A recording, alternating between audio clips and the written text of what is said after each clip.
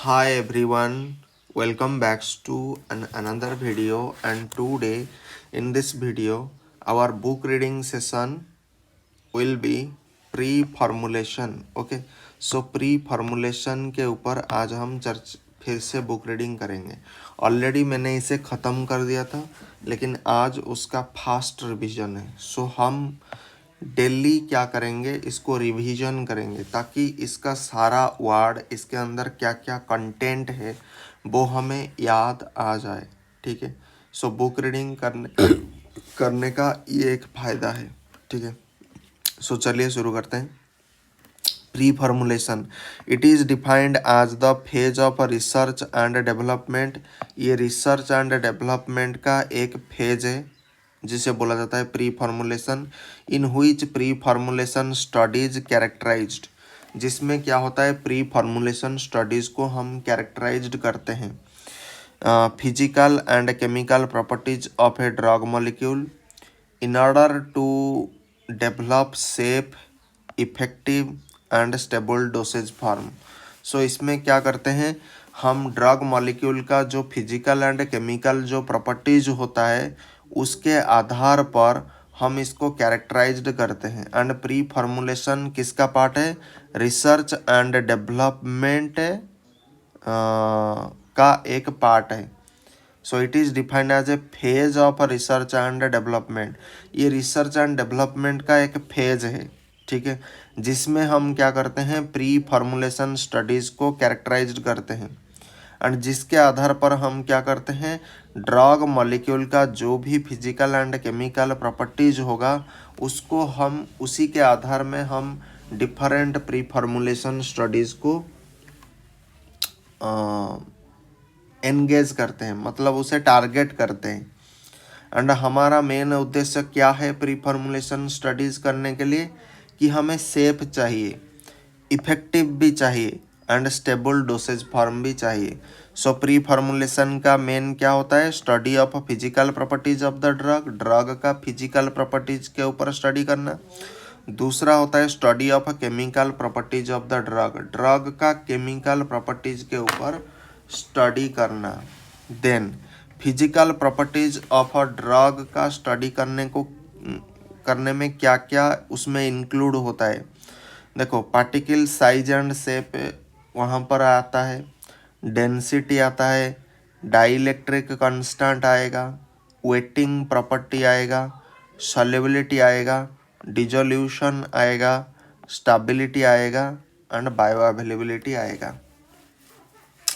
And chemical properties में क्या आएगा, हाइड्रोलिसिस आएगा, ऑक्सीडेशन आएगा, रिडक्शन आएगा, रेसिमाइजेशन आएगा, पॉलीमराइजेशन आएगा, ड्रग एक्सिपिएंट आएगा एंड कंपैक्टिबिलिटी आएगा। ठीक है, नाउ प्री फॉर्मुलेशन स्टडीज़ का जो ऑब्जेक्टिव होता है वो क्या होता है, develop most safe stable efficacious dosage, कि हमें अधिकांश रूप में सेफ चाहिए, स्टेबल भी हमें चाहिए एंड एफिकासियस डोसेज फॉर्म चाहिए विथ मैक्सिमम बायो अवेलेबिलिटी, जिसका मैक्सिमम बायो अवेलेबिलिटी हो। तो एग्जाम में पूछा जा सकता है कि प्री फॉर्मुलेशन स्टडीज़ का ऑब्जेक्टिव में इनमें से एक ऑब्जेक्टिव से तो वो क्वेश्चन पूछ लेगा। ठीक है, कि pre formulation studies, why pre formulation studies are carried out, क्यों हम करते हैं, तो इसका आंसर इनमें से कोई एक होगा। To determine its kinetic and stability. ठीक है, इट्स काइनेटिक एंड स्टेबिलिटी, ये स्टेबल भी होना चाहिए। Produce necessary and useful data for development of analytical record, produce necessary and useful data for development of analytical method, analytical method को develop करने के लिए जितने भी यूजफुल डाटा होता है उसको डेवलपमेंट करने के लिए एंड जितने भी जो नेसेसरी स्टेप होता है इसके लिए हम प्री फॉर्मुलेशन करते हैं। चौथा पॉइंट हो गया, determine most stable polymorphs and salt form that gives maximum bioavailability, minimize the time and money required for formulation. ठीक है, दूसरा होता है physical characteristic.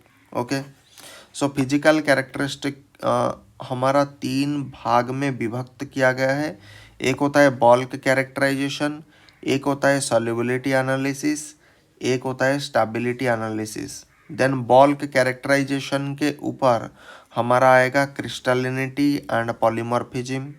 Then fine particle characterization आएगा। Then powder density and flow properties आएगा।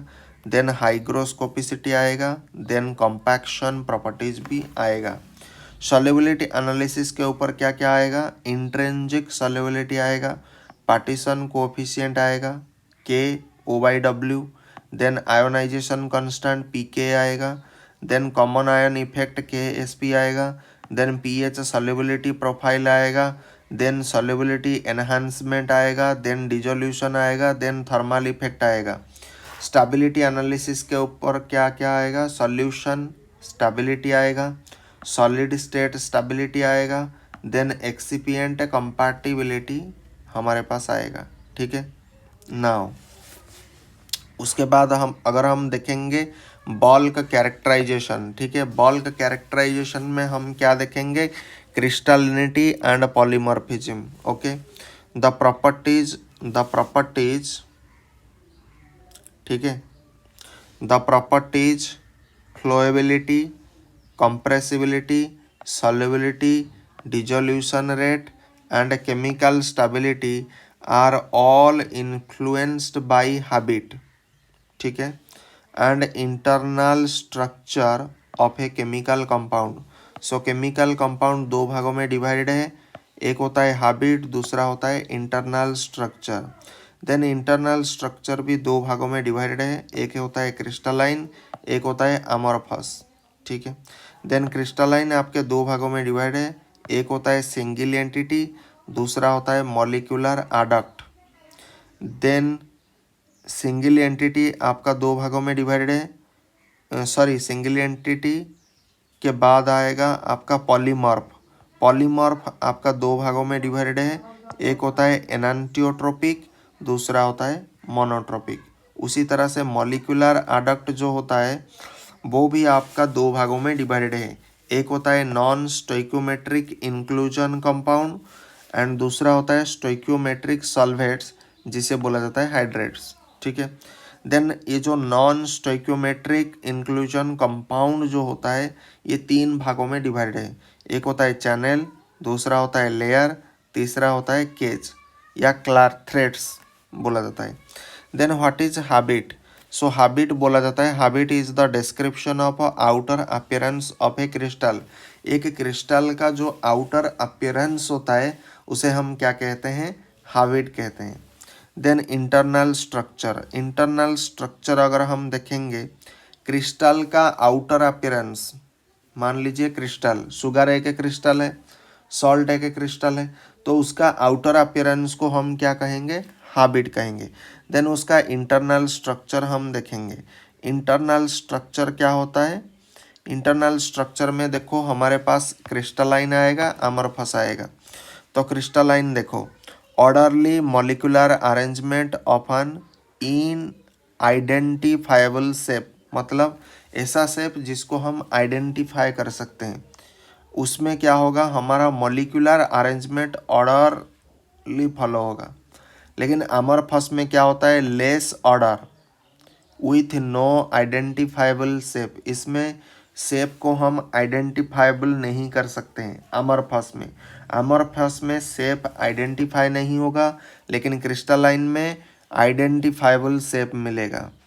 Amorphous में क्या होता है? ऑर्डरली मॉलिक्यूलर अरेंजमेंट एक ऑर्डरली मैनर को फॉलो करता है, लेकिन इसमें क्या होता है? अमॉर्फस में लेस ऑर्डर होता है। ठीक है, then arranged in a fix molecular order. Crystalline में क्या होता है? जो मॉलिक्यूल का जो अरेंजमेंट होता है वो एक फिक्स मॉलिक्यूलर ऑर्डर को फॉलो करता है। फिक्स मॉलिक्यूलर ऑर्डर में वो अरेंज होकर के रहते हैं। लेकिन अमॉर्फस में क्या होता है? रैंडम अरेंज्ड मॉलिक्यूल, मतलब मॉलिक्यूल इधर उधर ऐसे ऐसे होगा, ऐसे ऐसे ऐसे ऐसे ऐसे ऐसे ऐसे ऐसे इस तरह से होगा। लेकिन क्रिस्टलाइन में क्या होगा? ऐसे होगा, फिर ऐसे होगा, फिर ऐसे होगा। ठीक है, सो कर देता हूँ। मान लीजिए ये होगा, सॉरी, मान लीजिए ये होगा, ठीक है, ये होगा इस तरह से, फिर इस तरह से, फिर इस तरह से, फिर इस तरह से, फिर इस तरह से, फिर इस तरह से।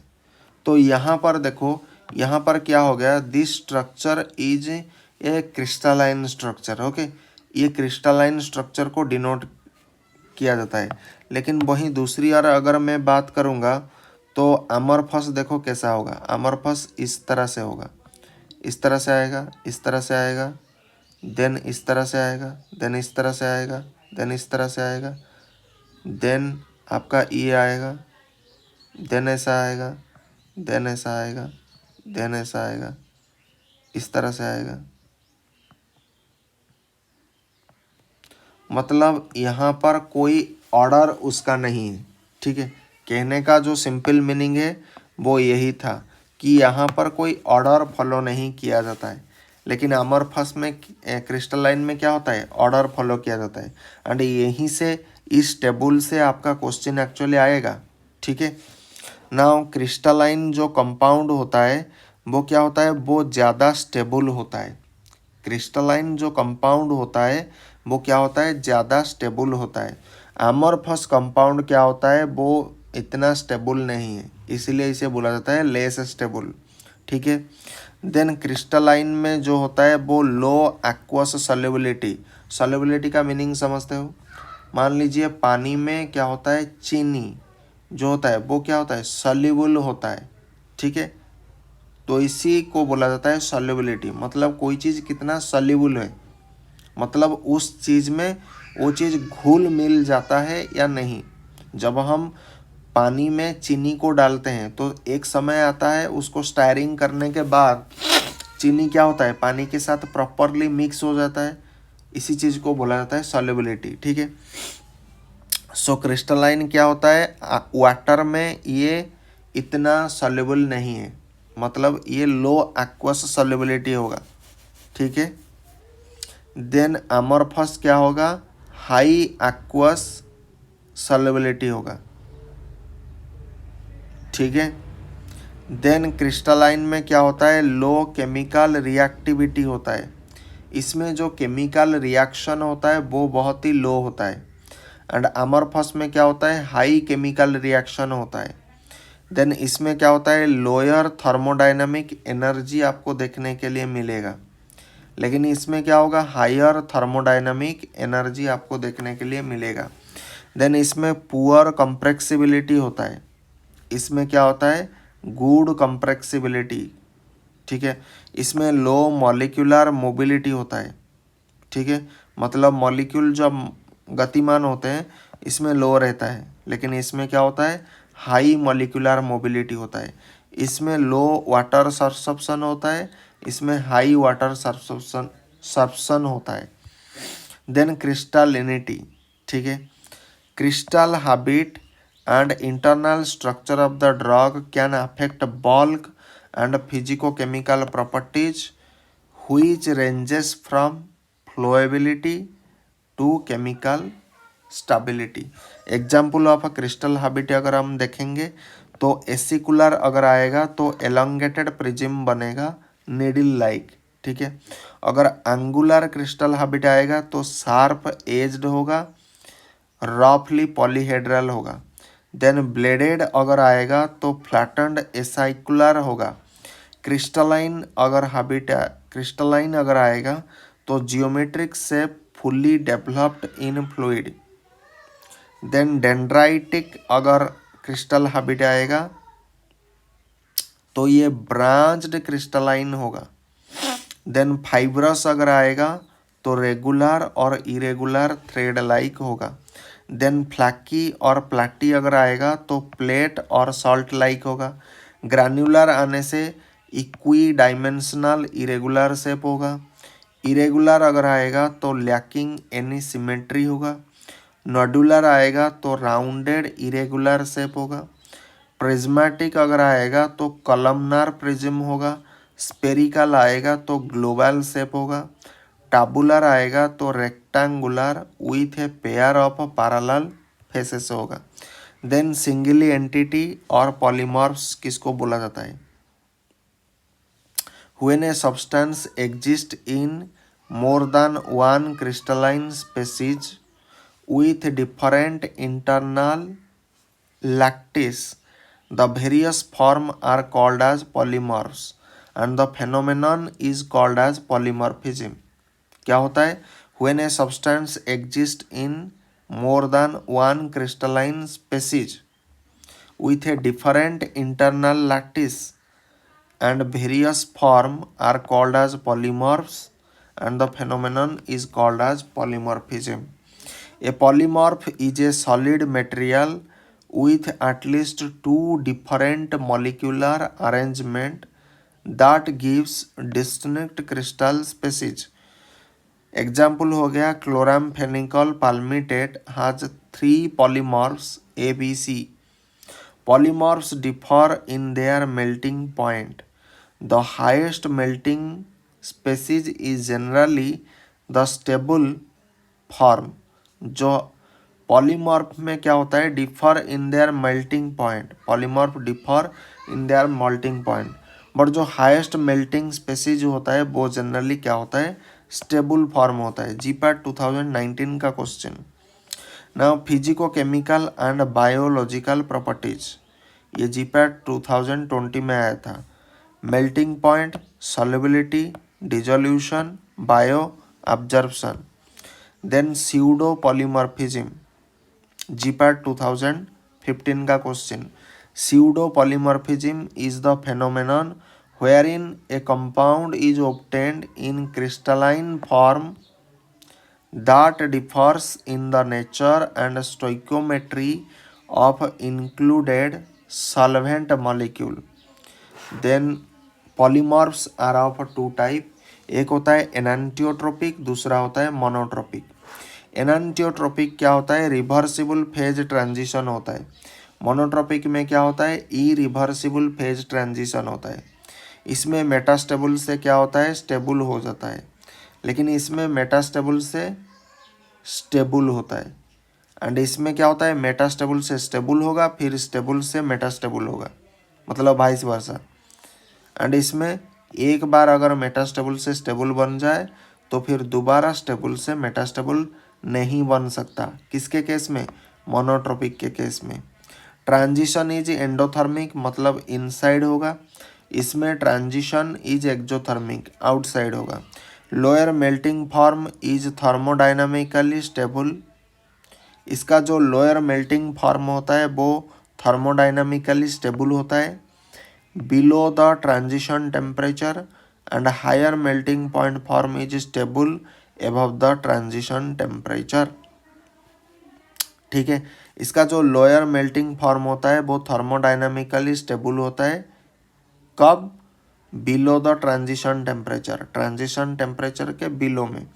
एंड इसका जो हायर मेल्टिंग पॉइंट फॉर्म होता है ये स्टेबल कब होता है? Above transition temperature. ठीक है, higher melting form is always thermodynamically stable form. Monotropic case में क्या होता है? हायर मेल्टिंग फॉर्म जितना भी होता है ये ऑलवेज थर्मोडाइनामिकली स्टेबल। ठीक है, ट्रांजिशन, इधर ट्रांजिशन एंडोथर्मिक होगा, यहाँ पर लगेगा हीट ऑफ फ्यूजन रूल। ठीक है, लेकिन मोनोट्रोपिक के केस में ट्रांजिशन इज एक्जोथर्मिक। ठीक है, क्योंकि यहाँ पर ट्रांजिशन एक्जोथर्मिक है एंड यहाँ पर लगेगा हीट ऑफ फ्यूजन रूल।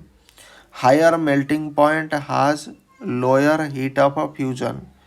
एनांटियोट्रोपिक के केस में क्या होता है? Higher melting point has lower heat of fusion. जितने भी हाई मेल्टिंग पॉइंट होता है उसमें क्या होता है? लो हीट ऑफ फ्यूजन होता है। लेकिन मोनोट्रोपिक के केस में higher melting point has higher heat of fusion होता है। Then important technique use to determine polymorphism, GPAT 2013 में, 17 में, 20 में आया था। Important technique use to determine polymorphism, polymorphism को डिटरमाइन करने के लिए कौन सा टेक्निक यूज होता है? हॉट स्टेज माइक्रोस्कोपी यूज होता है, Using this technique, fluid phase transformation as a function of temperature is observed. Using this technique, fluid phase transformation as a function of temperature is observed. Then आपका आता है XRD मतलब X ray diffraction method. Using Bragg's equation n lambda is equal to 2d sine theta, where d क्या हो जाएगा, distance for different plane of crystal. d क्या हो जाएगा, distance for different plane of crystal. Then lambda हो जाएगा wavelength of X ray used, theta हो जाएगा angle of incoming beam and n हो जाएगा ऑर्डर ऑफ स्पेक्ट्रम. ठीक है. Then NMR technique, nuclear magnetic resonance. In this technique powder sample must be rotated at a special angle with respect to magnetic field. NMR technique में क्या होता है, in this technique powder sample must be rotated, powder sample को हम rotated करते हैं at a special angle, एक special angle पर पाउडर सैंपल को हम रोटेटेड करते हैं with respect to magnetic field. ठीक है. Then FTIR technique, Fourier transform infrared. It has been used to quantify binary mixture of a polymorph. ठीक है. Then dilatometry measures changes in volume caused by thermal or chemical effect. Dilatometry क्या करता है, measures change in volume caused by thermal और chemical effect. ठीक है. Then micro calorimetry use to characterize thermodynamic properties of a different molecule. Then thermal method में DSC आएगा. Thermal method में differential scanning calorimetry GPAT 2019 में आया था. DGA differential thermal analysis. ठीक है. Then TGA thermal gravimetric analysis. Then polarized light microscopy changes in crystal packing arrangement causes changes in birefringence. ठीक है. Then optical crystallography, this technique is particularly useful in petrology, the study of the composition and properties of the rock. Then melting point determination, it is a thermal analysis most frequently used to characterize solid crystalline material. Then X-ray diffraction, powder X-ray diffraction basically focusing on packing pattern of the atom. Then second में आता है exact relative location of atom in crystal is determined. Then effect of polymorphism on pharmaceutical parameter. Then solubility and bioavailability, मतलब polymorphism का क्या effect होता है pharmaceutical preparation में. So solubility and bioavailability effect होता है. Stability of suspension and syringeability, effect on granulation, hardness of tablet, melting characteristic, analytical issue. So various type of phase transformation of a compound. So यहाँ पर type A explanation है. So type A क्या होता है, polymorphic transition. Type A क्या होता है, polymorphic transition. Then इसका एक्सप्लेनेशन क्या होता है, पॉलीमॉर्फिक ट्रांजिशन क्या होता है, ट्रांजिशन बिटवीन द पॉलीमॉर्फ को बोला जाता है पॉलीमॉर्फिक ट्रांजिशन. देन हाइड्रेशन और डिहाइड्रेशन, इसका एक्सप्लेनेशन क्या है, transition between anhydrate and hydrate और हाइड्रेट ऑफ डिफरेंट स्टोइकियोमेट्री, इसको बोला जाता है हाइड्रेशन और dehydration. Then solvation and oblique desolvation, transition between solvent free crystal form and solvates of a different stoichiometry और solvent of a different nature, ठीक है।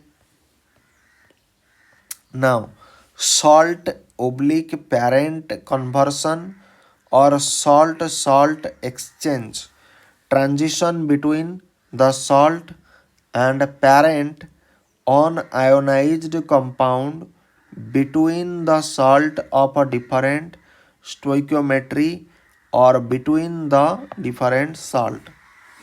Then आपका आता है को क्रिस्टल और पेरेंट कन्वर्सन और co crystal exchange, transition between the co crystal and the parent compound between co-crystal of different stoichiometry or between the different co-crystal, then amorphous crystallization और इसे बोला जाता है vitrification, transition between crystalline and amorphous phase।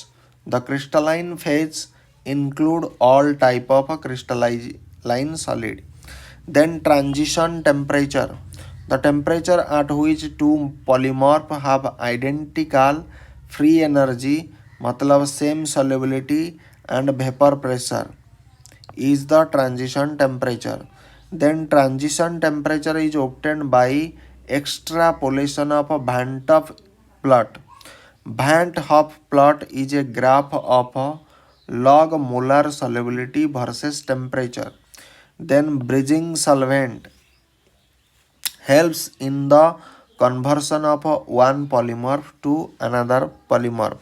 Then molecular adducts, non-stoichiometric inclusion compound, molecule of a crystallizing solvent are entrapped within the crystal lattice and the number of solvent molecule are not included in stoichiometric number।